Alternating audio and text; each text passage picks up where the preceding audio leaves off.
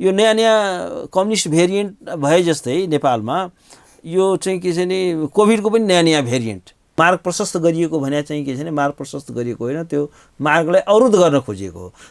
र यो सबै कुरो चाहिँ के छ भने एउटा डिजाइनमा भएको थियो। राष्ट्रपति उहाँको चाहिँ के छ भने उहाँले राष्ट्रपतिलाई जे भन्यो त्यही राष्ट्रपतिबाट गराउन सक्ने त्यो अवस्था छ। के यस्तै भइरह्यो भने यो व्यवस्था नै परिवर्तन हुने सम्भावना देख्नुहुन्छ तपाईँ? उहाँहरूको चाहिँ के छ भने अहिले संविधान भन्दै हुनुहुन्छ, त्यो उहाँहरूको स्वार्थको कुरा हो। हेर्नुहोस्, भोलि चाहिँ अहिले उहाँ सत्ता पाउनु हो भने उहाँ पनि यस्तै गर्नुहुन्छ। मेरो राजा हुँदा त सान हुन्थ्यो, न त अहिले त राजाको सान पनि छैन, विद्यादेवी भण्डारीको सान पनि भएन, राष्ट्रपतिको भन्नुभयो। एउटै कुरा परराष्ट्र पनि, परराष्ट्रको त एउटा चाहिँ त्यहाँको चाहिँ के छ भने हाम्रो परराष्ट्र अन्डर एसएससीले पनि परराष्ट्र मन्त्री भएर चलाएकै हुन्छ। प्रधानमन्त्रीको लोकप्रियतादेखि आत्तिए भन्नुभएको छ, आरोप लगाउनु भएको छ क्या तपाईँहरूमाथि। यस्तो छ क्या, तन्त्रको लागि घातक थियो।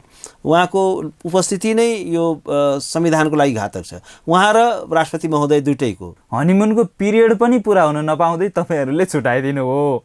त्यो जसपाका पात्रहरू कस्ता थिए भने हिजोसम्म 24 घण्टा ओलीलाई सरापेर बसेका पात्रहरू। अहिले त भर्खर रातारात कसरी जुटेको मायाप्रति चाहिँ भर्खर एकदम त्यस निम्ति के हो एकदम गाढा हुन्छ नि त। तर उहाँले के गर्नु भने आफ्नो पार्टी पनि 3 टुक्रा बनाउनु भयो, त्यसपछि जसपालाई पनि तोड्नु भयो। भन्दाखेरि उहाँको काम त जोड्ने होइन रहेछ, तोड्ने एउटा चाहिँ डिस्ट्रक्टिभ एउटा चाहिँ पर्सनालिटी रहेछ।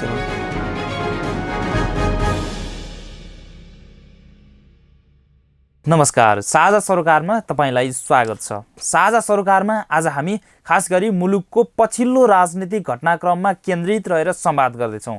यति बेला न्यायपालिका र कार्यपालिका बीचमा एक किसिमको टकरावको अवस्था देखिएको छ र दूरी समेत बढेको अवस्था छ भनेर चाहिँ सत्ता पक्षका नेताहरूले त्यही टिका टिप्पणी गर्छन्। केही विश्लेषकहरूले पनि भन्छन् भने कार्यपालिकाले गरेको अझ प्रधानमन्त्री केपी शर्मा ओलीले हरेक निर्णय गर्दै जाने र त्यसमा चाहिँ सर्वोच्च अदालतले, सम्मानित सर्वोच्च अदालतले त्यसलाई सच्याउँदै जाने र प्रधानमन्त्रीको निर्णयमा लगाम लगाउने, प्रधानमन्त्रीको असंवैधानिक र अलोकतान्त्रिक निर्णय विरुद्ध चाहिँ लगाम लगाउने काम गरिरहेको छ भनेर समेत टिका टिप्पणी हुन्छ। र प्रधानमन्त्री केपी शर्मा ओलीले दोस्रो पटक प्रतिनिधि सभा विघटन गरिसकेपछिको मुद्दा पनि अदालतमा संवैधानिक परीक्षण भइरहेको छ।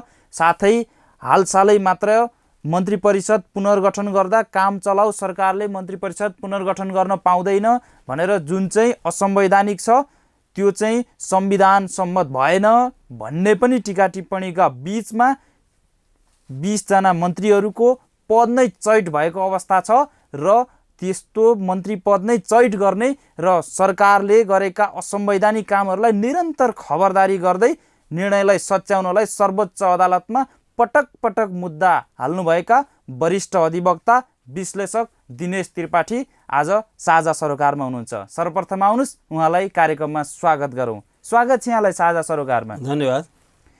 मैले पृष्ठभूमिमा पनि जोडेँ यहाँलाई। हजुर, हालसालै चाहिँ तपाईँले हाल्नुभएको रिट जुन चाहिँ असंवैधानिक भनेर सर्वोच्च अदालतले ठहर गरिदियो, अझ सर्वोच्च अदालतले कानुनी भाषामा त प्रथम दृष्टिमै गलत छ भनेर 20 जना मन्त्रीहरूलाई जुन चाहिँ काम चलाउ सरकारले मन्त्री परिषद पुनर्गठन गर्न पाउँदैन भनेर जो जिकिर सहित चाहिँ 20 जना मन्त्रीहरूको पदै चयन गरिदिनु भयो। तपाईँले यो चाहिँ के आधारमा मुद्दा हाल्नु भएको थियो र सर्वोच्च अदालतले अन्तिममा पद मुक्तै गरिदिनु भयो? अब होइन, के आधारमा भन्दा पनि अब संविधानलाई टेकेर हामीले त्यो कुरा अदालतमा चुनौती दिने हो। हाम्रो शक्ति भनेको संविधानको शक्ति हो, हाम्रो शक्ति भनेको कानुनको शक्ति हो र अदालतको शक्ति भनेको संविधानकै शक्ति हो। अदालतले आफ्नो शक्ति, आफ्नो पावर भनेको, त्यसको सोर्स अफ पावर भनेको संविधानै हो। जुन संविधान जनताले आफ्नो सार्वभौम सत्ताको प्रयोग गरेर संविधान सभा मार्फत चाहिँ निर्मित गरेको संविधान हो। यो चाहिँ अरू संविधानभन्दा यो फरक प्रकृतिको संविधान हो, किनभने अरू योभन्दा अगाडिका संविधानहरू तिनीहरू एउटा गिभेन कन्स्टिट्युसन थिए। यो चाहिँ के छ भने जनताले आफैले बनाएको संविधान हो, जनताका निर्वाचित प्रतिनिधिहरूले बनाएको संविधान हो र त्यसले दिएको पावरको आधारमा अदालतले त्यो शक्ति ग्रहण गरेको हो।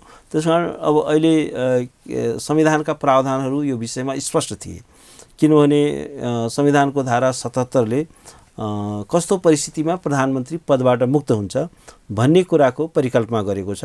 त्यसमा चारवटा कारणहरू छन्। राजीनामा दिएमा, या विश्वासको मतमा पराजित भएमा, या अविश्वासको मत पारित भएमा, या प्रतिनिधि सभाको सदस्य नरहेमा, या फौजदारी अभियोग, या मृत्यु भएमा, यो चारवटा भयो। अब त्यस कारण यो चारवटा आधारमा अहिले आकर्षित हुने धारा के थियो भने 77(1) को ग, जुन चाहिँ के छ भने प्रतिनिधि सभाको सदस्य नरहेमा। अर्थात् के छ भने प्रधानमन्त्रीले जब प्रतिनिधि सभा विघटन गर्नुभयो, आफू पनि चाहिँ उहाँ प्रतिनिधि सभाको सदस्य रहनु भएन। उहाँ प्रतिनिधि सभाको सदस्य नरहेपछि त्यो प्रतिनिधि सभाको सदस्य नहुने व्यक्तिलाई प्रधानमन्त्रीको रूपमा हाम्रो संविधानले परिकल्पना नै गरेको छैन। त्यसैले उहाँ स्वतः काम चलाउ हुनुभयो। उहाँ चाहिँ के छ भने पदमुक्त हुनुभयो। अब 77 को धारा 3 ले एउटा के बन्दोबस्त गर्यो भने त्यसलाई सेभिङ क्लज भन्छ। अर्थात् के छ भने अब एउटा प्रधानमन्त्री मुक्त भएपछि अर्को प्रधानमन्त्री त सरकारविहीन त हुनु भएन, अर्को प्रधानमन्त्री आउनु पर्यो। त्यो आउने प्रक्रियामा केही समय लाग्न सक्छ।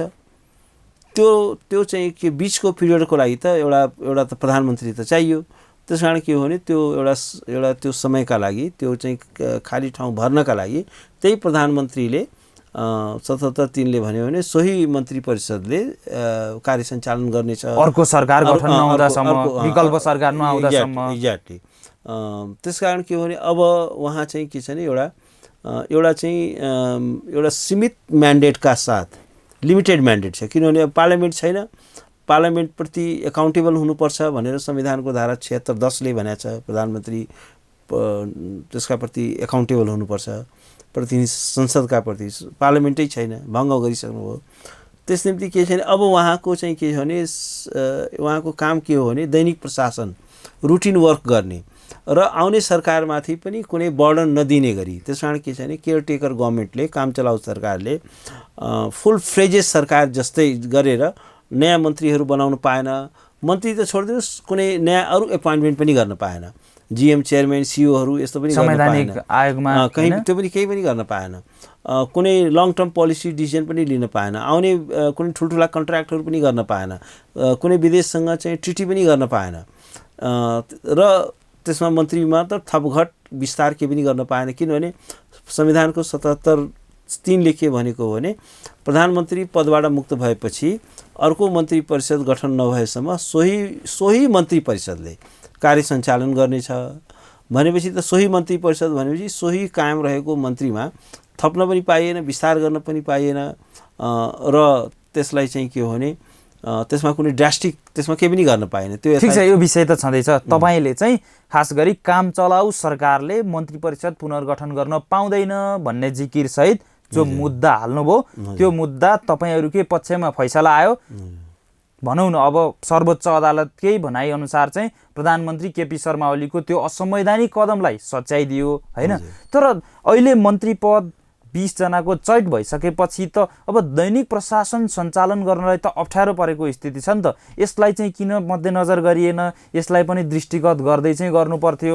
अहिलेको अवस्थामा उहाँलाई मन्त्री पदबाट हटाएर नै के नै हुन्थ्यो र सम्मका टिका टिप्पणी समेत हुने गरेको छ। होइन, अब टिका टिप्पणी त जसले जे पनि गर्न पायो, होइन? तर कुरा के हो भने अझै यसमा जोड्न चाहे, अब विपदकै बेलामा अहिले स्वास्थ्य मन्त्रालय समेत खाली भएको छ। अब स्वास्थ्य मन्त्रालयमा दैनिक कसरी काम हुन्छ, होइन? अन्य मन्त्रालयहरू त्यस्तै संवेदनशील मन्त्रालय छन्। दैनिक प्रशासन सञ्चालन गर्ने चाहिँ गृह मन्त्रालय छ। त्यहाँ मन्त्री नै नहुँदाखेरिको अवस्था कस्तो हुन्छ? त्यही भएर चाहिँ पछिल्लो चाहिँ नसोधिकन प्रधानमन्त्रीलाई अप्ठ्यारो पार्नको लागि मात्रै गरिएको भन्ने एउटा तब्का पनि छ। यसलाई क्लियरिटी गर्नुहोस् भनेर मात्रै मैले सोधेको यहाँलाई। प्रधानमन्त्रीले जहिले पनि संविधानमा मेरो पावर के हो, शक्ति के हो, त्यसको हेक्का राख्नुपर्छ। र प्रधानमन्त्रीले आफ्नो चाहिँ शक्तिको सीमालाई नागेकै हो। संविधानले नदिएको शक्ति प्रयोग गरेको हो। एउटा केयरटेकर गभर्मेन्टले म्यासिभ चाहिँ रिसफल गर्न मिल्दैन, त्यसरी चाहिँ मन्त्री परिषद विस्तार गर्न मिल्दैन। पटक पटक गर्नुभयो। प्रतिनिधि सभा विघटन भइसकेपछि 2 चोटि गर्नुभयो। पुराना मन्त्री त जम्मा 4 जना 5 जना मात्र, अहिले त 5 सदस्यीय मन्त्री परिषद भएको छ। एक्ज्याक्टली गरेर बाँकी जम्मै उहाँले परिवर्तन गरिदिनु हो। भनेपछि यो कुरा, पहिलो कुरा त प्रधानमन्त्रीले आफै पनि विचार गर्नु पर्थ्यो। राष्ट्रपति महोदयले पनि त्यो कुरामा चाहिँ ध्यान पुर्याउनु पर्थ्यो। अर्को कुरा के छ भने म के कुरा माने, यो चाहिँ तपाईँले सोधेको प्रश्न चाहिँ यो चाहिँ जिज्ञासा बेन्चबाट पनि आएको थियो। कतिजना मन्त्री कायम रहन्छन् के हो। किन भन्दा 5 सदस्यीय मन्त्री परिषदले चाहिँ दैनिक प्रशासन सञ्चालन गर्न त असहज परिस्थिति आएको थियो। अनि मैले के भनेको थिएँ, यो सरकारको चाहिँ म्यान्डेट चाहिँ एकदमै लिमिटेड छ। यसले कुनै चाहिँ दीर्घकालीन काम केही पनि गर्न पाउने होइन। यसले भनेको के छ भने डे टु डे एडमिनिस्ट्रेसन सञ्चालन गर्ने बाहेक, रुटिन काम गर्ने बाहेक यसले केही नयाँ काम गर्ने नै होइन भनेपछि।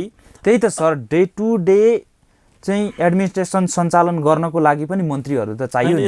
एउटा कार्यकारी त भनेको त मन्त्री नै हो। एउटा कुरा के छ भने मन्त्रीको काम चाहिँ एउटा यसमा चाहिँ ध्यान दिएन भन्ने चाहिँ जुन गुनासो छ, आरोप छ भनौँ न। यस्तो छ, जस्तो अमेरिकाको मैले इजलासमा अमेरिकाको उदाहरण प्रस्तुत गरेको थिएँ। अमेरिकामा चाहिँ 50 करोड जनसङ्ख्या भएको एउटा चाहिँ पोस्ट मोडर्न सोसाइटी हो, सुपर पावर हो।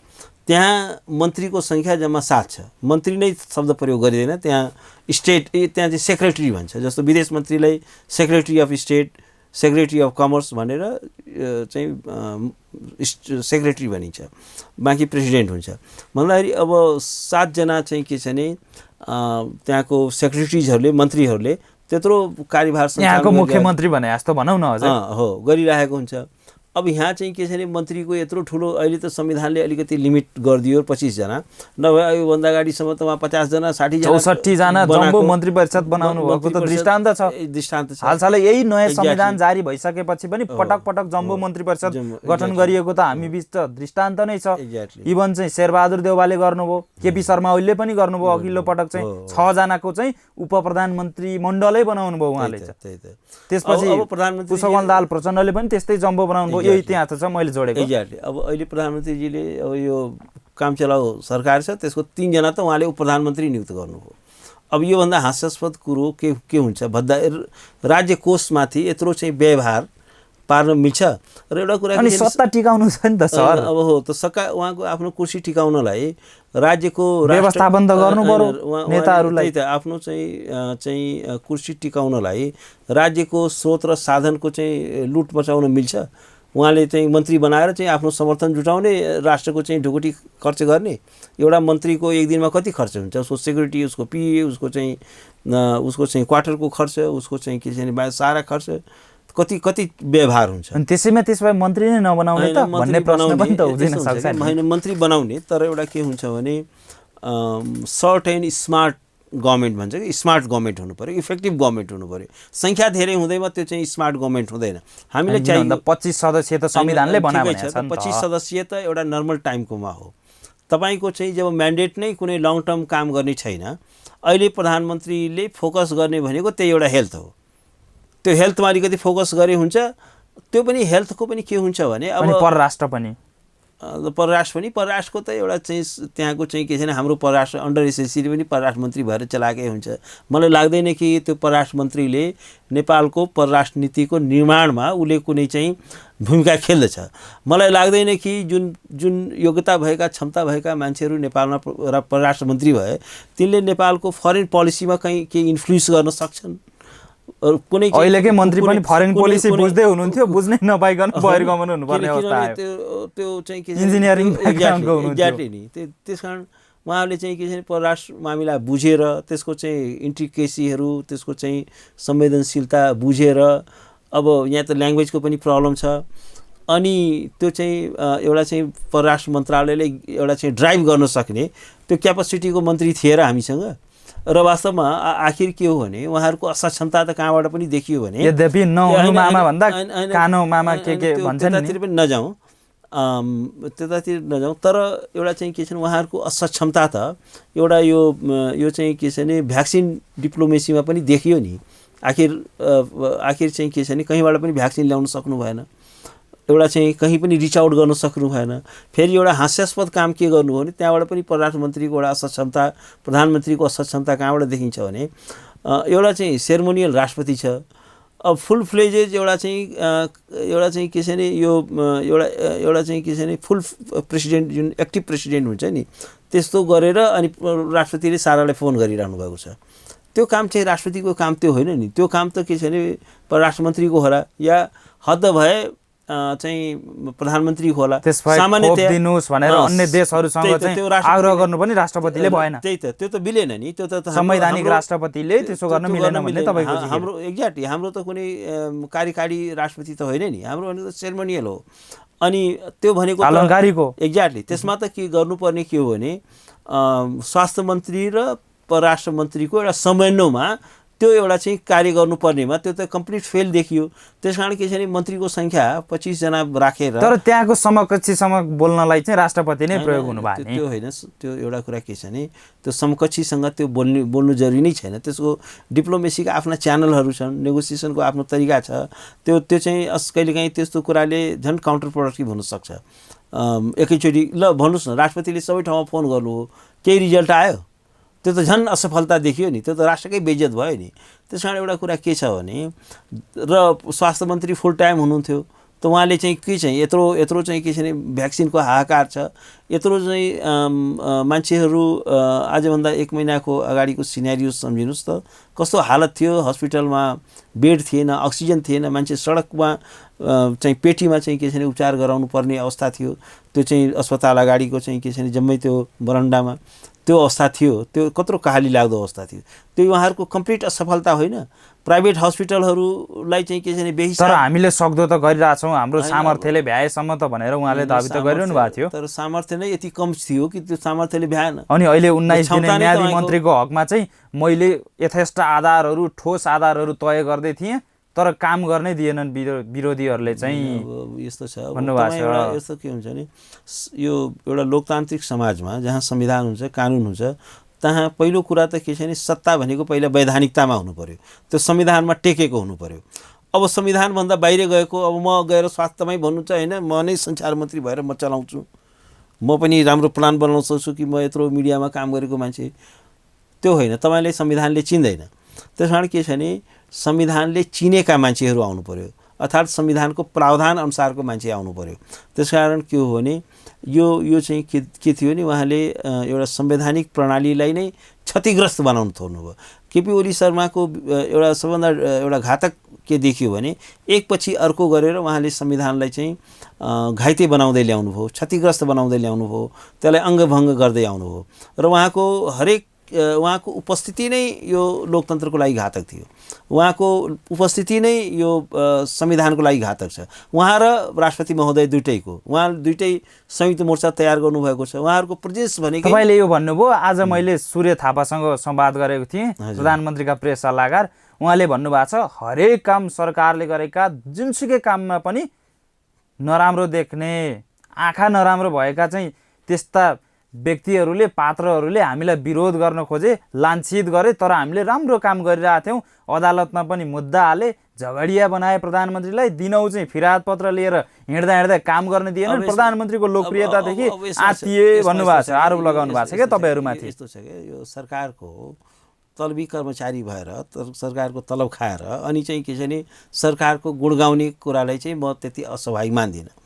त्यो उहाँले आफ्नो धर्म निर्वाह गर्नु पर्यो, आफ्नो जागिर जोगाउनलाई पनि त्यो त्यति त बोल्नै पर्यो होइन। किनभने प्रधानमन्त्रीको उहाँ प्रेसको सल्लाहकार हुन्छ, राज्यको कोषबाट चाहिँ के छ भने तलब खाए। उहाँले त अझ तपाईँहरूमाथि नै लक्षित गरेर चाहिँ नेपाली काङ्ग्रेस या विपक्षी पार्टीहरूको चाहिँ राजनीतिक वकिल भनेर समेत आरोप लगाउनु भएको छ। ठिक छ, वकिलको त आफ्नो लाइसेन्सधारी चाहिँ राजनीतिक वकिल होइन, ठिक छ, जसले चाहिँ सरकारले गरेका हरेक काममा चाहिँ काउन्टर दिन अदालतमा पुग्छ। ठिक छ, हामी चाहिँ सरकारको हरेक कामको आलोचना गर्छौँ, सडक आफ्नो चाहिँ घरको खाएर होइन, उहाँ चाहिँ सरकारको तलब खाएर चाहिँ के छ भने त्यो सत्ताको चाकरी गर्दै हुनुहुन्छ, सत्ताको जय जयकार गर्दै हुनुहुन्छ, सरकारले गरेका चाहिँ हरेक कार्यहरूलाई चाहिँ के छ भने जय जयकार गर्नुहुन्छ।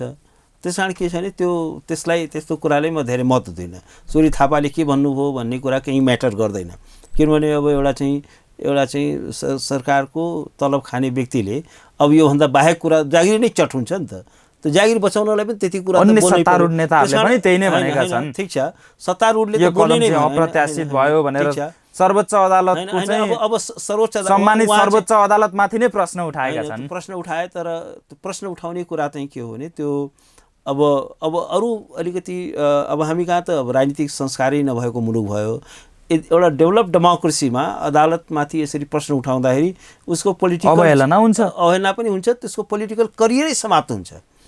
अब तपाईँको चाहिँ के छ भने उहाँ त असंवैधानिक क्रियाकलापको चाहिँ उहाँहरू बेनिफिसियरी हुनुहुन्थ्यो हैन। असंवैधानिक क्रियाकलापको बेनिफिसियरी, त्यसबाट लाभ ग्रहणकर्ता हुनुहुन्थ्यो, किनभने संविधान मिचेर उहाँहरूलाई चाहिँ मन्त्री बनाइएको थियो। अनि उहाँहरूले चाहिँ के सर्वोच्च अदालतको कामको चाहिँ कसरी तारिफ गर्न सक्नुहुन्छ? त्यो त इट इज क्वाइट अन्डरस्ट्यान्डेबल हैन, त्यसलाई बुझ्न सकिन्छ। किनभने सर्वोच्च अदालतले उहाँहरूको चाहिँ त्यो यो चाहिँ सत्ताको उन्मादमा चाहिँ रोक लगायो। सत्ता पक्ष तपाईँहरूमाथि यस कारणले पनि खनिएको होला कि तपाईँहरूले सरकारले जुन निर्णय गर्छ त्यसको काउन्टर दिन अदालतको ढोकासम्म पुगिहाल्नुहुन्छ, त्यहाँ उजुरी दिइहाल्नुहुन्छ, मुद्दा दर्ता गराइहाल्नुहुन्छ, अनि अदालतले सच्चाइ दिन्छ। त्यही भएर पनि सत्ता पक्षलाई रिस उठेको हो कि तपाईँहरूसँग? ठिक छ, उहाँहरूलाई रिस उठ्नुपर्छ र उहाँहरूले यो भन्दा हालसालकै चुरे दोहनको विषयलाई लिन्छ, तपाईँले नै मुद्दा हाल्नु भएको थियो, त्यो मुद्दा पनि सर्वोच्च अदालतले चाहिँ त्यो गलत भनिदियो हैन, सच्चाइ दियो। यस्ता कुराहरू धेरै घटनाहरूलाई चाहिँ जोडेर त्यसकारण के हो भने मेरो धारणा के छ भने उहाँहरूलाई योभन्दा अझै बढी रिस उठाउने गरी म अझै काम गर्न सकूँ, किनभने उहाँको गैर संवैधानिक क्रियाकलापहरू, गैर कानुनी क्रियाकलापहरू, उहाँले गरेका चाहिँ राष्ट्र अहितका कुराहरू, उहाँले चाहिँ जनताको विरुद्धमा गरेका कुराहरू, कुशासनका त्यसको बारेमा सरकारलाई त बरु आउनु सकारात्मक चाहिँ सुझाव दिनु, सकारात्मक रूपमा चाहिँ अघि बढ्न प्रेरित गर्नु पनि भन्नुभएको छ। यस्तो हुन्छ, उहाँले चाहिँ अब कुशासन गर्ने, भ्रष्टाचार गर्ने, राष्ट्रको अहित हुने कार्य गर्ने, गैर संवैधानिक काम गर्ने। त्यसकारण के छ भने म के चाहन्छु भने मलाई चाहिँ अझै प्रेरणा मिलोस्, शक्ति मिलोस् कि उहाँहरूलाई अझै रिस उठाउन सकियोस् र उहाँले गरेका सारा भ्रष्टाचारको, व्यथितिको, गैर संवैधानिक, गैर कानुनी क्रियाकलापलाई योभन्दा पनि एउटा सशक्त ढङ्गले कानुनी लडाइँ लड्न सकियोस्। त्यसकारण म चाहन्छु उहाँहरूले अझै बढी रिस उठोस्। उहाँहरूलाई चाहिँ उहाँहरूले प्रसन्न गर्ने मेरो उद्देश्य नै होइन नि, उहाँहरूलाई रिस उठाउने नै मेरो उद्देश्य हो नि। किनभने उहाँको स्वार्थमा धक्का लाग्ने बित्तिकै त उहाँ रिसाउनुहुन्छ। उहाँले गैर संवैधानिक ढङ्गले विगतमा काङ्ग्रेसको सरकार हुँदा चाहिँ उहाँले केही पनि गर्नु भएन, उहाँ त काङ्ग्रेसबाट निर्देशित बन्नुभयो भन्ने आरोप पनि छ। अहिले खास गरी विपक्षी गठबन्धनबाट निर्देशित हुनुहुन्छ भन्ने आरोप पनि लगाउँछन्। यसको अलिकति क्लियर गरौँ भनेर मात्रै मैले जिज्ञासा राखेको छु। पहिलो कुरा त उहाँहरू चाहिँ के छ भने सत्ता पक्षको गठबन्धनबाट लाभान्वित व्यक्ति हो, राज्य कोषबाट तलबै खाने व्यक्ति हो, त्यसबाट चाहिँ राज्यको चाहिँ कोषबाटलाई दुरुपयोग गर्ने व्यक्तिहरू हो, कुशासन र भ्रष्टाचार गर्ने व्यक्ति हो। म त एउटा चाहिँ के छ भने आफ्नो घरको खाएर आफ्नो चाहिँ के छ भने आफ्नो क्षमताको आधारमा आफूले चाहिँ के छ भने एउटा कानुनी लडाइँ लड्ने व्यक्ति हो। म चाहिँ कसैबाट निर्देशित हुनु पनि छैन, त्यो जरुरी पनि छैन। काङ्ग्रेसको कुरा गर्नुहुन्छ भने काङ्ग्रेसको एउटा बडो सशक्त व्यक्तित्व, मन्त्री पनि भएका आलमलाई चाहिँ के छ भने मुद्दा चलाइँदाखेरि, मोहम्मद अफ्ताबलाई मुद्दा चलाइँदाखेरि आफूलाई वामपन्थी भन्ने वकिलहरू त्यहाँ गएर लाइन लागेर बहस गर्न, आलमको पक्षमा लाइन लागेर बहस गर्न गएका थिए। म के थियो भने म चाहिँ उनको एगेन्स्टमा चाहिँ के छ भने बहस गर्नलाई यहाँबाट काठमाडौँबाट त्यहाँ गएको, जसले चाहिँ इट्टा भट्टामा चाहिँ जिउँदो मान्छेहरूलाई जलाएका थिए। त्यो विषयमा मुद्दा चल्दैछ। त्यसकारण के छ भने अब त्यो चाहिँ उहाँहरू सञ्चालित हुनुहुन्छ कि को सञ्चालित छ, आफ्नो फाइदाको लागि कसले काम गर्छ, के गर्छ, रुकुममा गएर चाहिँ के छ भने गर्ने व्यक्ति मै हुँ। अब विपक्षी गठबन्धनको कुरा गर्नुहुन्छ भने रुकुम त जनार्दन शर्मा ओलीको त प्रत्यक्ष त्यहाँ चाहिँ के छ भने अनुसन्धानै नगर्नु भन्ने निर्देशन थियो नि त। तर मैले गएर के छ भने उहाँका कतिपय त उहाँका कार्यकर्ताहरू छन् जो चाहिँ कि वडा अध्यक्ष उहाँको पार्टीबाट निष्कासित, अहिले थोनामा पठाउन हामी सफल भयौँ। माओवादीकै कुरा गर्ने हो भने अहिले गठबन्धन, अब अहिले चाहिँ माओवादी, अहिले चाहिँ ओली र उहाँहरूको चाहिँ एउटा स्वार्थबाजी हो। त्यसकारण के छ भने एउटा परिस्थिति निर्माण भयो। नभए हिजो त मैले डेकेन थापा उसको चाहिँ हत्याको बहस गर्नलाई म यहाँबाट दैलेख पुगेको थिएँ। गङ्गामाया अधिकारीको, कृष्ण प्रसाद अधिकारीको मुद्दा म लडिरहेको छु। द्वन्द्वकालमा भएको चाहिँ के छ भने ज्यादतीहरू, अपराधहरूको चाहिँ छानबिन हुनुपर्छ, त्यो बेला चाहिँ त्यसको चाहिँ न्याय हुनुपर्छ भनेर मैले अहिले पनि बोलिरहेको छु नि। त्यसकारण के हो भने कहिले मेरो चाहिँ आफ्नो लाइनमा चाहिँ एउटा चाहिँ निरन्तरता छ। किनभने मेरो बटम लाइन भनेको न्याय हो, मेरो बटम लाइन भनेको संविधान हो, मेरो बटम लाइन भनेको लोकतन्त्र हो, मेरो बटम लाइन भनेको विधिको शासन हो। त्यो कुरा चाहिँ मेरो लागि नन नेगोसिएबल, त्यसमा म कुनै सम्झौता गर्दिनँ। उहाँहरूको चाहिँ के छ भने स्वार्थहरू बदलिरहन्छ। जस्तो भन्नुहोस्, यी जुन पात्रहरू अहिले हाम्रो विरुद्धमा उहाँ राजनीतिक यस्तो गर्नुभयो भन्नुहुन्छ नि, ती कतिपय पात्रहरू, त्यो बोल्ने एकजना पात्र जसको भन्दै हुनुहुन्छ, किङ ज्ञानेन्द्रले जब जब यो गरेका थिए नि, कु गरेका थिए नि, त्यो बेला उहाँहरूलाई चाहिँ एउटा कानुनी सहायता दिने, थुनामा राखिएकोहरूलाई चाहिँ थुनाबाट मुक्त गराउने धेरै ठुलो सङ्ख्यामा एउटा व्यक्ति म पनि हुँ। सारालाई चाहिँ के छ भने मैले थुनाबाट मुक्त गराएको छु। त्यस्ता धेरै व्यक्तिहरू छन् लोकतन्त्रमा लड्नेहरूको लागि, लड्नेहरूको तर लागि। अहिले चाहिँ के छ भने उहाँ सत्तारूढ दल हुनुभयो। अनि अहिले चाहिँ के छ भने हिजो हामीले गरेको चाहिँ उहाँहरूलाई लगाएको गुण, उहाँहरू थुनामा पर्दाखेरि, उहाँहरूको पत्रिका जफत हुँदाखेरि त्यो बेला गरेको चाहिँ अहिले बिर्सिनुभयो। अहिले चाहिँ उहाँ त फलाना चाहिँ के छ भने यसरी निर्देशित भन्नुहुन्छ। त्यो बेला हामी कोबाट निर्देशित थियौँ र उहाँहरू कोबाट निर्देशित हुनुहुन्थ्यो। त्यसकारण के हो भने मेरो जुन म एउटा निष्ठामा आफ्नो काम गर्ने मान्छे हो। मेरो अर्को कुरा तपाईँहरूसँग यस कारणले पनि चित्त दुखेको होला, बल्ल बल्ल चाहिँ गाँसेको माया पिरती, जसपासँग प्रधानमन्त्री केपी शर्मा ओलीले माया पिरती गाँच्नु भएको थियो, हनिमुनको पिरियड पनि पुरा हुन नपाउँदै तपाईँहरूले छुटाइदिनु हो। अब जसपासँगको सम्बन्ध र सहकार्य कसरी अघि बढ्ला भन्ने चिन्ता पनि त होला नि उहाँहरूलाई। होइन, अब त्यो चिन्ता हुनु स्वाभाविक हो। किनभने के हो त्यो त किन भन्दा उहाँहरू त यस्तो 11 जनालाई मन्त्री दिएर चाहिँ थम्थम्याएर राख्नु भएको थियो। त्यो गर्नुभएको थियो। वास्तवमा के छ भने तर एउटा कुरा यो पनि छ, फेरि म तपाईँलाई अर्को यसको अन्डर करेन्ट पनि म भन्छु है। अन्डर करेन्ट के छ भने अब अहिले जस्तो ओलीजीले के गर्नुभयो भने अब ओली बा भनेर सडकमा नारा लगाउँदै हिँड्ने धेरै पात्रहरू थिए। उहाँ चाहिँ राजनेता हो भन्ने धेरै पात्रहरू थिए। ओलीजीको लागि मान्छे अपहरण गर्नलाई 500 किलोमिटरको यात्रा गरेर लकडाउनमा जाने पात्रहरू पनि थिए। तर ती बिचराहरू के छ भने अहिले मलाई माया लाग्छ, दया पनि लाग्छ। ती पात्रहरूलाई चाहिँ केही पनि बनाइएन होइन, उनीहरूलाई कहीँ पुरस्कृत भएनन्। अब बिचराहरू चाहिँ के छ भने अब कतिपय पात्रहरू जो चाहिँ ओलीको चाहिँ परम भक्तहरू थिए, एकदमै चाहिँ के छ भने दिनरात चाहिँ ओलीलाई डिफेन्ड गर्दै हिँडिरहेका थिए। तर के छ भने ती मन्त्री भएका पात्रहरू पनि ती सबै फ्याँकिए र ती जुन आकाङ्क्षीहरू थिए र ओलीका लागि दिनरात चाहिँ के छ भने अरिङ्गाल जस्तै गरेर झम्टिरहेका थिएहरूको लागि तिनीहरू चाहिँ के छ भने कहीँ केही पुरस्कृत भएनन् र तिनीहरूको राजनीतिक भविष्य नै एउटा चाहिँ के छ भने समाप्त जस्तो गरियो होइन। अनि कसलाई ल्याइयो भन्दाखेरि त्यो चाहिँ जसपाको ल्याइयो होइन। त्यो जसपाका पात्रहरू कस्ता थिए भने हिजोसम्म 24 घण्टा ओलीलाई सरापेर बसेका पात्रहरू होइन। उहाँहरूले त आरोपै लाउनु भएको थियो नि, होइन पारी खाना खाने वारी ढुङ्गा हान्ने भनेर त आरोपै लाउनु भएको थियो। भन्दै दिनरात चाहिँ के छ भने सरापेर बस्ने ओलीलाई अब रातारात चाहिँ के छ भने फेरि ओली नै उहाँको लागि चाहिँ एकदमै आराध्य देव कसरी हुनुभयो। अब हिजोसम्म ओलीले चाहिँ के छ भने दिनरात उनीहरूलाई चाहिँ के छ भने गाली गर्ने, यिनीहरू चाहिँ देशको लागि घातक छन्, लोकतन्त्रको लागि घातक छन् भनेर सरापेर ओलीजी पनि बस्नुभएको।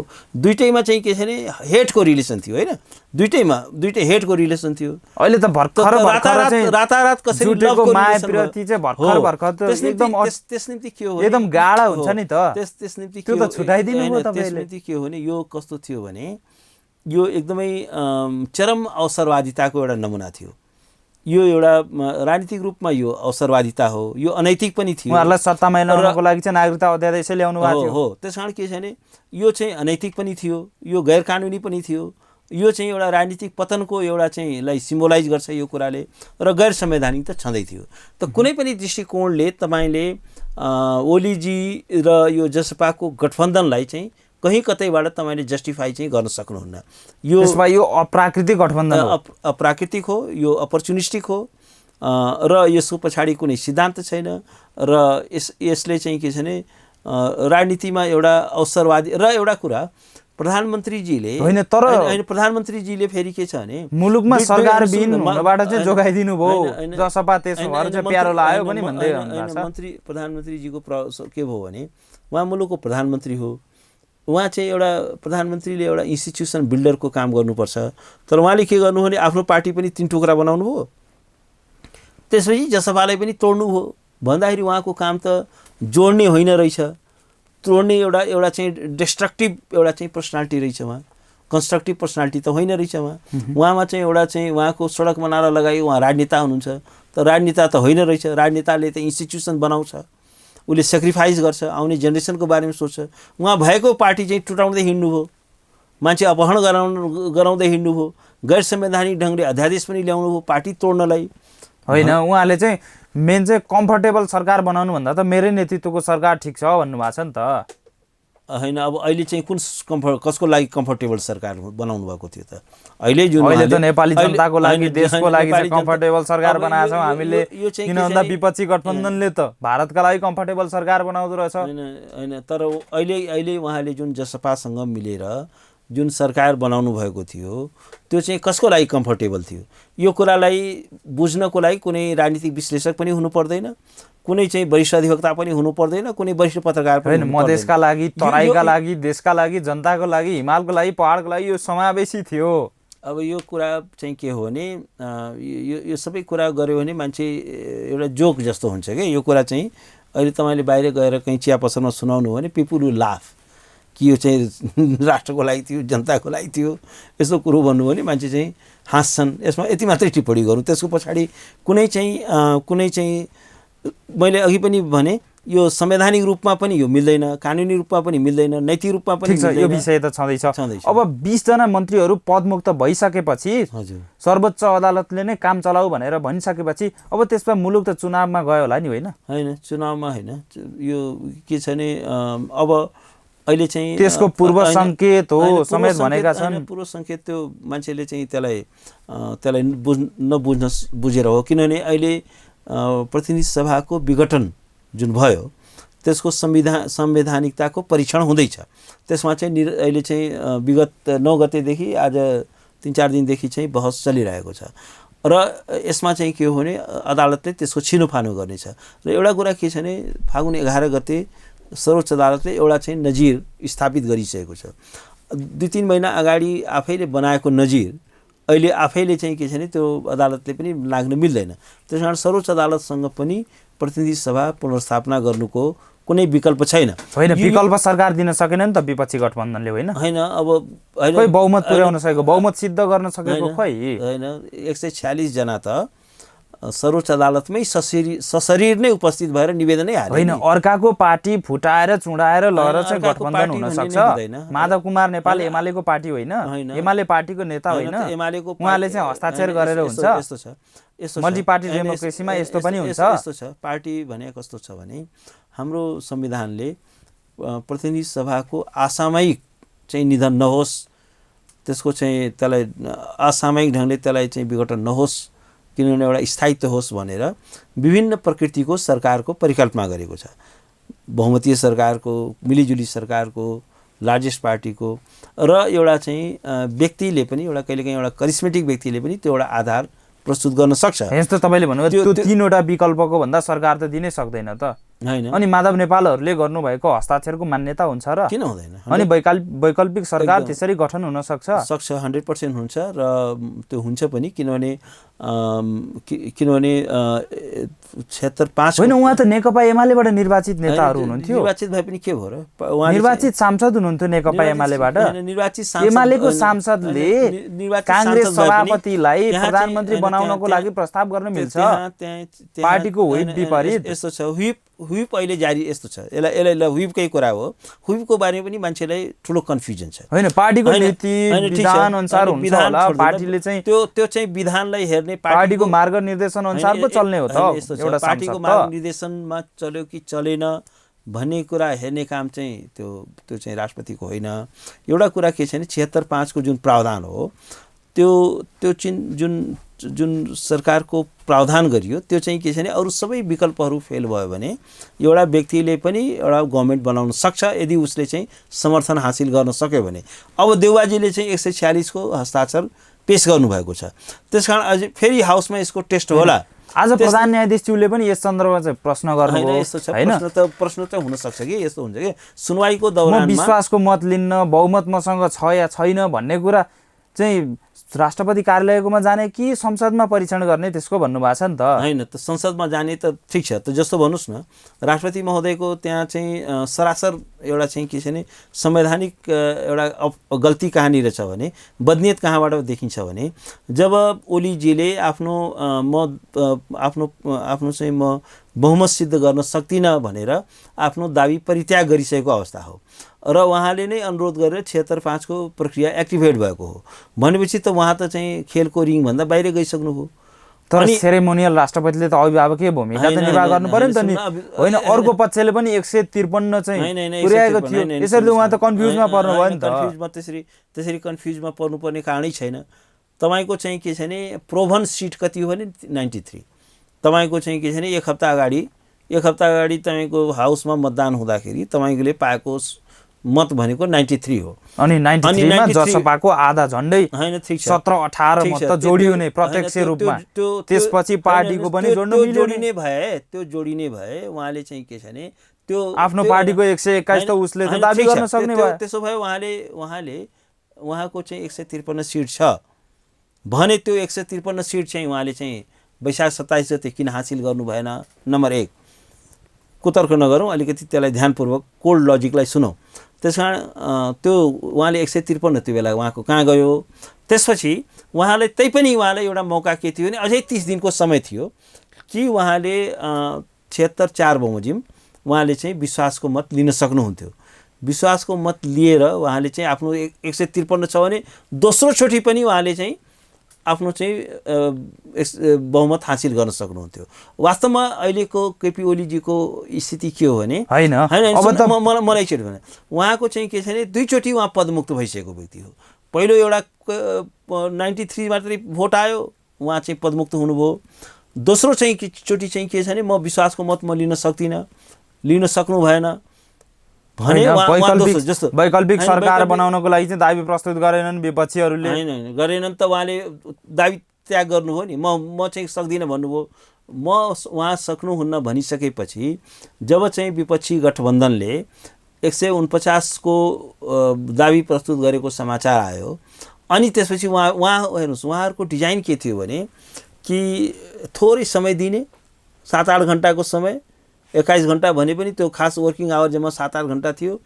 यति न्यून समयमा यत्रो महामारीको बेला छ र यत्रो चाहिँ डिफिकल्ट नेपालको जियोग्राफी छ। कोही चाहिँ सांसद चाहिँ बझाङ पुग्यो होला, कोही चाहिँ के छ भने दार्चुला पुगेको होला, कोही चाहिँ ताप्लेजुङ पुगेको होला।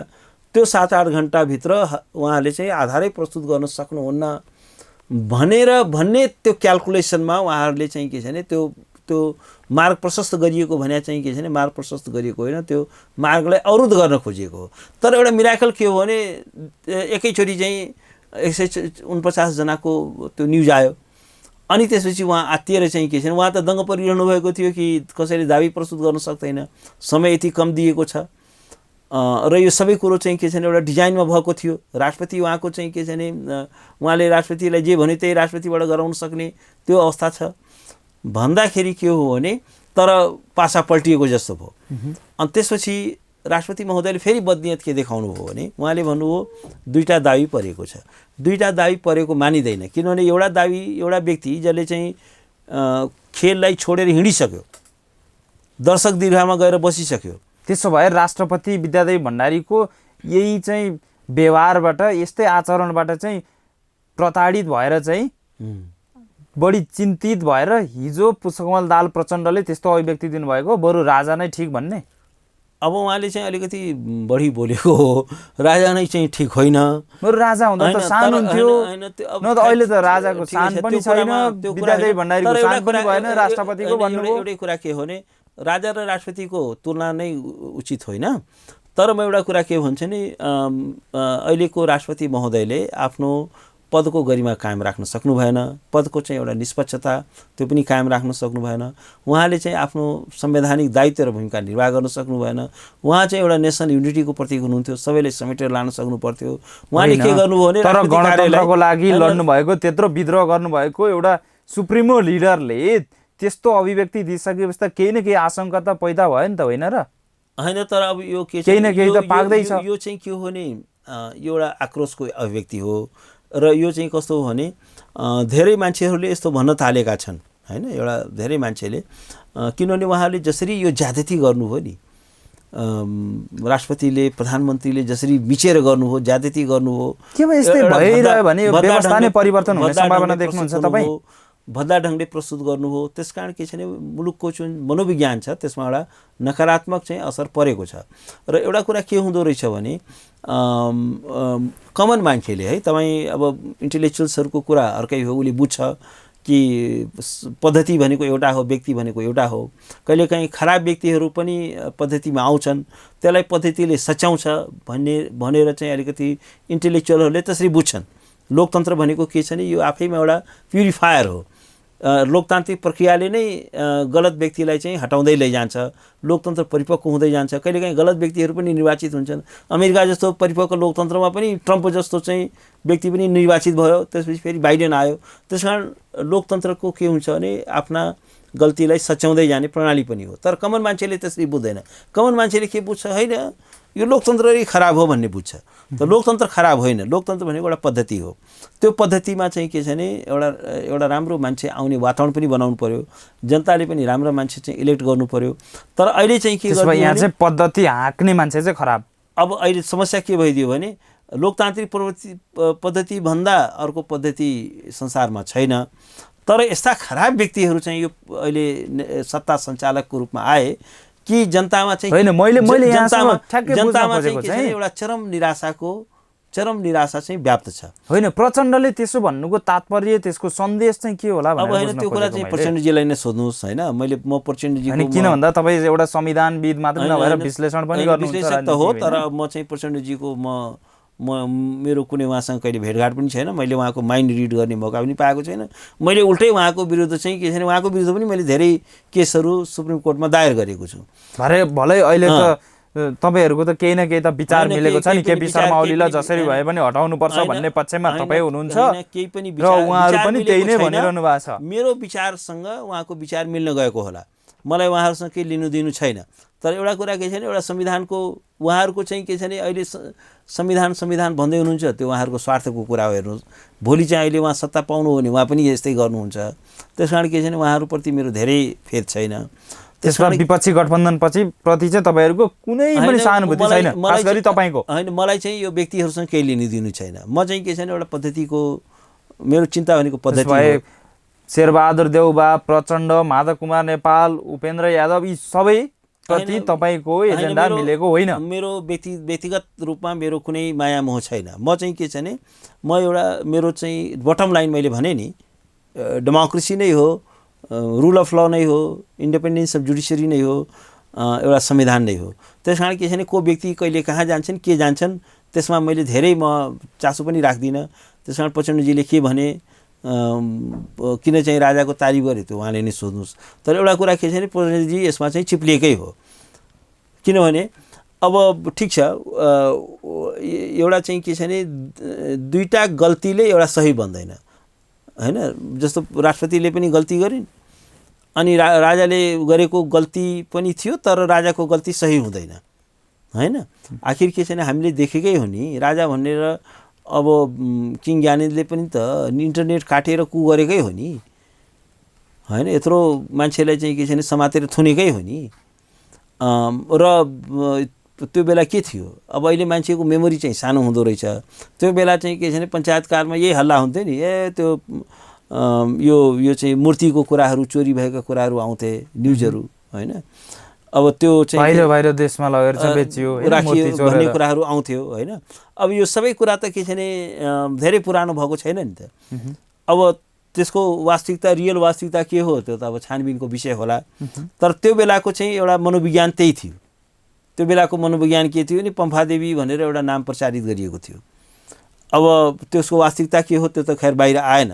होइन, तर त्यो बेलाको मनोविज्ञान भनौँ न, पिपुलको पर्सेप्सन चाहिँ त्यही थियो। मूर्तिको कुरा आउँदाखेरि चाहिँ नाम त्यहाँ गएर जोडिन्थ्यो। होइन, तर के छ भने अब अहिले मान्छे चाहिँ के छ भने त्यो मेमोरी सर्ट हुँदो रहेछ के। त्यस कारण के छ भने यो कुराहरू, यसलाई चाहिँ हामीले एउटा केयरफुली बुझ्नु जरुरी छ। एउटा कुरा हामीले के बुझ्नु जरुरी छ भने कि हामीले यो डेमोक्रेटिक जुन प्रोसेस हो त्यसलाई चाहिँ सस्टेन बनाऊँ, त्यसलाई चाहिँ टिकाऊँ, त्यसलाई बलियो बनाऊँ, त्यसलाई स्ट्रेन्थन गरौँ। अनि चाहिँ के हो भने लोकतन्त्रको विकल्प फेरि लोकतन्त्रै हो। र एउटा कुरा भनाइ के छ भने लोकतन्त्रका खराबीलाई the ills of democracy can be cure by more democracy. लोकतन्त्रको खराबीलाई तानाशाही प्रणालीद्वारा होइन, अझ बढी लोकतन्त्रद्वारा चाहिँ प्युरिफाई गर्न सकिन्छ। त्यस कारण लोकतन्त्र भनेको एउटा फ्लोटिङ वाटर हो कि, नदी जस्तो हो। नदी एउटा प्रवाह हुन्छ, अनि प्रवाहमा एउटा शुद्धता हुन्छ। फोहोर आए पनि त्यो नदीले चाहिँ के छ भने त्यसलाई चाहिँ डाइल्युट गर्दै जान्छ। त्यस कारण लोकतन्त्र त्यसरी चाहिँ लोकतन्त्र भनेको सेल्फ करेक्टिङ सिस्टम पनि हो क्या। त्यस कारण गलत पात्रहरू कहिलेकाहीँ आउँछन्, तर के छ भने लोकतन्त्रले जहिले पनि विकल्प दिन्छ। अब उत्तरार्धमा प्रतिनिधि सभा विघटन भएको अवस्था छ दोस्रो पटक। अब यो प्रतिनिधि सभा विघटनको चाहिँ विरुद्धमा तपाईँहरूले पनि बहस गरिरहनु भएको छ होइन। अब यो प्रतिनिधि सभा विघटन यदि बदरै भयो भने कसको नेतृत्वमा सरकार बन्न सक्छ? वैकल्पिक सरकार बन्ने छाँटकाँट छ कि छैन? को चाहिँ प्रधानमन्त्री बन्नुहुन्छ भन्नुहोस् त। यस्तो छ, अब अहिलेसम्मको जुन अवस्था छ, यदि अहिलेको जुन इक्वेसन छ अहिलेको यो कायम भयो भने, जस्तो अहिले 146 को त सशरीर नै सर्वोच्च अदालतमा उपस्थित भएर निवेदनै दर्ता गराएको छन् र आजको मितिसम्म त्यो 146 चाहिँ कायमै छ हैन। भनेपछि अब भोलि गएर भत्ताभङ्ग भयो भने म भन्न सक्दिनँ, किनभने हाम्रा नेताहरू पनि धेरै अनप्रेडिक्टेबल छन्। तर यदि यो 146 कायम रह्यो भने अब परिणाम स्पष्ट छ होइन। एमालेका नेताहरूले त भनिसके नि शेरबहादुर देउवालाई प्रधानमन्त्री बनाउँदैनौ भनेर होइन। त्यसरी भनेको त मैले थाहा पाएको छैन। धेरै नेताहरूले भन्नुभएको छ होइन, त्यसरी जुट्ने सम्भावना देखिँदैन। यो अर्थमा चाहिँ अब बरु प्रतिनिधि सभा विघटन नहुनु पर्ने थियो, भइ नै हाल्यो। बरु अब चाहिँ चुनावमै जाउँ, चुनावबाट फ्रेस म्यान्डेट ल्याएर चाहिँ नयाँ सरकार बनाऊ भन्न पनि सकिँदैन। तर कार्तिक 26 र मङ्सिर 3 गते निर्वाचनको मिति नै तय भएको अवस्था छ। होइन, यस्तो छ। त्यसमा चाहिँ के हो भने आखिर चुनाव पनि कसको नेतृत्वमा त्यसरी समाधान त हुन्छ भन्ने त एउटा प्रश्न छ नि। निर्वाचन पहिला कुरो त अब यो कार्तिक 36 कहिलेसम्म चाहिँ राजनीतिक तरलता कायम राखिराख्ने, त्यसैले चाहिँ चुनावमा गएर फ्रेस म्यान्डेट मार्फत चाहिँ नयाँ ढङ्गले अघि बढाउँ। यस्तो छ क्या, यो फ्रेस म्यान्डेट भन्ने कुरा पनि यो बेकारको कुरा जस्तो लाग्छ क्या मलाई। यो चुनेर आउने फेरि यिनै पात्रहरू हुन् के, त्यो कुनै नयाँ कुनै राम्रा धेरै गतिला मान्छे चुनिनेवाला पनि छैनन्। यिनै पात्रहरू चुनिनेवाला छन्, बुझ्नु भएन। आज चाहिँ के छ भने बहुदल आएदेखि कतिवटा अनुहार फेरियो, यिनै पात्रहरू घुमिफिरी भएको छैन। यिनै पात्रहरू के छ भने विगत चाहिँ के छ भने 30 वर्ष 35 वर्ष, पञ्चायत चाहिँ 19 वर्ष थियो, यिनीहरू 30 वर्षसम्म तिनै व्यक्तिहरू दोहोरिए भए। कुनै चाहिँ के छ भने एउटा चाहिँ के छ भने थमस जेफरसनले के भन्थ्यो भने अमेरिकाको संविधान लेख्दाखेरि यो 20 वर्षको लागि मात्रै लेखौँ, 15 वर्षको लागि लेखौँ, त्यसपछि एउटा रिभ्यू गरौँ। अब चाहिँ के भने किनभने हरेक 15 वर्षमा 20 वर्षमा एउटा नयाँ जेनेरेसन आउँछ। 30 वर्षमा कतिवटा जेनेरेसन आयो, त्यसमा के गर्यो भने चाहिँ अहिलेको समस्या समाधान हुन्छ भन्नुहोस् त। त्यसकारण के हो भने यसमा निकास चाहिँ के दिन सकिन्छ? तपाईँले भन्नुभयो यही पात्र निर्वाचन गरे पनि यही पात्र एकदम जे भए पनि भन्नुभयो, यसको समाधान पनि त होला नि तपाईसँग। के भने फ्रेस इलेक्सन हैन, सुन्नुस् न, लोकतन्त्र भनेको आवधिक निर्वाचन गरौँ हैन। सकेसम्म चाहिँ के छ भने अब 5 वर्षको हेर्नुस् बडो रङ म्यासेज जान्छ कि यत्रो संविधान सभाले बनाएको संविधान अन्तर्गतको पहिलो प्रतिनिधि सभाले पनि आफ्नो कार्यकाल पुरा गर्न सकेन र पटक पटक त्यो विघटित भयो भनेपछि के म्यासेज जान्छ? यो संविधान त डिरेल भइसक्यो भन्ने म्यासेज जाँदैन। इन्टरनेसनल कम्युनिटीले त्यही बुझ्दैन। त्यसकारण के छ भने एउटा नेसनको एउटा सबैभन्दा ठुलो फ्रेस त फ्रेस, तर फ्रेस भनेको चाहिँ 5 इयर्स पछि त फ्रेसमा लिनै पर्छ नि। तर के छ भने हरेक फ्रेस म्यान्डेट दिने भनेर हरेक वर्षै पछि चुनाव गराएर त्यसले झन् ठुलो अस्थिरता लैजान्छ। र अहिले हेर्नुहोस्, ठिक छ, ल भन्नुहोस् जस्तो यो कोभिडमा चुनाव हुन सक्ने अवस्था छ। वैशाख 27 गते उहाँले चुनावको मिति तोक्नु भएको थियो। वैशाख 27 गतेको हालत त्यो मुलुकमा के थियो? त्यो बेला चाहिँ चुनाव हुन सक्थ्यो। र अहिले पनि के छ भने एक्सपर्टहरूको भनाइ छ कि थर्ड यो नयाँ कम्युनिस्ट भेरिएन्ट भए जस्तै नेपालमा यो चाहिँ के छ भने कोभिडको पनि नयाँ भेरिएन्ट, कोभिडको नयाँ भेरिएन्ट जस्तै यो कम्युनिस्टको पनि नयाँ भेरिएन्ट भएको मुलुकमा अब चाहिँ तपाईँको चाहिँ फेरि कार्तिकमा चुनाव हुने वातावरण बन्छ कि बन्दैन? योभन्दा भयावह चाहिँ के छ भने कोभिड हुन्छ कि? एक्सपर्टहरूको त गम्भीर चेतावनी छ। त्यसो भए अदालतले प्रतिनिधि सभा विघटनलाई चाहिँ बदर गरिदिन्छ होइन त? होइन, बदर गर्छ। र किनभने त्यो अदालत त एउटा नजिरलाई पनि मान्नुपर्ने हुन्छ। योभन्दा पछिल्लो नजिरमा अदालतले बोलिसकेको छ कि वैकल्पिक सरकार निर्माण हुन सकेसम्म हुन सक्छ जबसम्म त्यसमा भङ्ग गर्न मिल्दैन। त्यसो भए देउबाको नेतृत्वमा सरकार बन्छ। अब अहिले 146 सिट छ, त्यो सिटलाई अहिले चाहिँ अन्यथा भन्न सक्ने चाहिँ अवस्था छैन। हस्, समय र समाजका लागि धन्यवाद। धन्यवाद। हस्, नमस्कार। नमस्कार।